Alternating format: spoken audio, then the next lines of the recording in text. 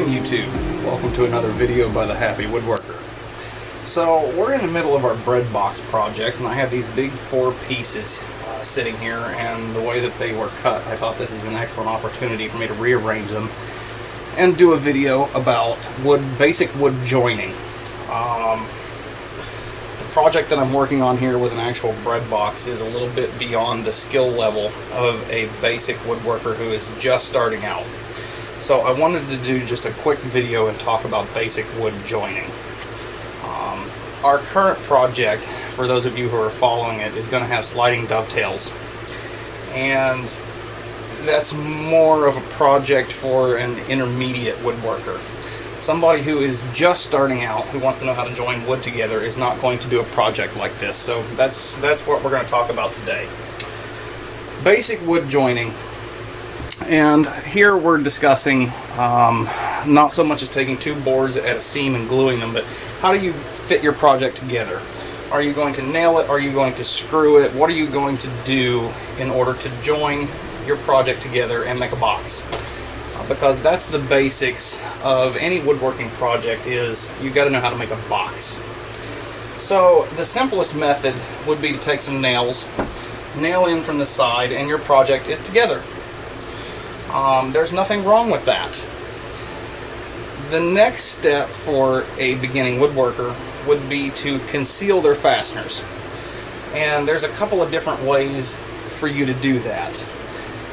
Typically you're going to use screws instead of nails. Honestly, I haven't used nails in my projects in years. I think in 4 or 5 years I've probably pulled out 4 or 5 nails. I hardly ever use them. I like screws. It's just my thing. But regardless of what you're fastening with, the process is going to be the same. What you would do, let's say we want to attach this front board and make a box. So we would come in from the side, one here, and maybe one down towards the bottom. And we would drill a little pilot hole through, just with a small bit, something big enough for your screw to go through without splitting your wood. Then you would come back with a larger bit right over top of the hole you just drilled, and you would make, nothing too deep, maybe 1/4 of an inch, right over top of your pilot hole.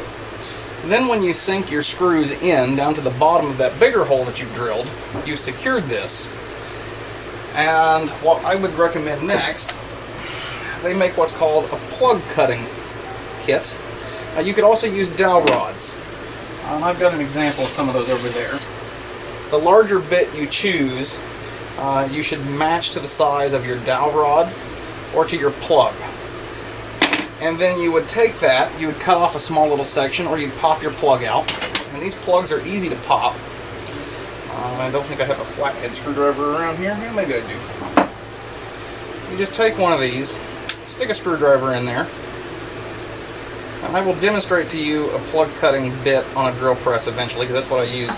You pull these out, and you just stick them into the end with a little bit of glue. And once it dries, you come back with a saw, or you can just sand these down too if they're not out too far. Saw it off, and what you're left with, you will still see this little round circle. But if you're creative with the wood grain, you can match it almost to where it's not going to be seen. So that's the next step for basic wood joining. Really, for any beginning woodworker, learning how to make a box is your very first step that you should learn how to do. And I wanted to discuss that before we get into my project I'm working on right now, which really is more of an intermediate level project. So that's how you would conceal those screws. And I've built tons of projects over the years like that. That's what we learned to do in our very first shop class in school, when we were in middle school, was to just join and then conceal using plugs or dowel rods. You can build all sorts of stuff like that, and it looks good. So once you have mastered doing that, and you want to move on to something next, that's really where my bread box project is going to be going. We're going to put in some sliding dovetails. So I look forward to you guys being able to see that. And I've got some more work to do to my bread box project here before we get there, but I think that's where the next video is going to be cutting the sliding dovetails. So I hope this is a useful little video on basic wood joining, just to give you some ideas, and I look forward to seeing you guys come back and watch our bread box as it develops. So we'll see you here in a little bit. Thanks for watching, everyone. Happy woodworking.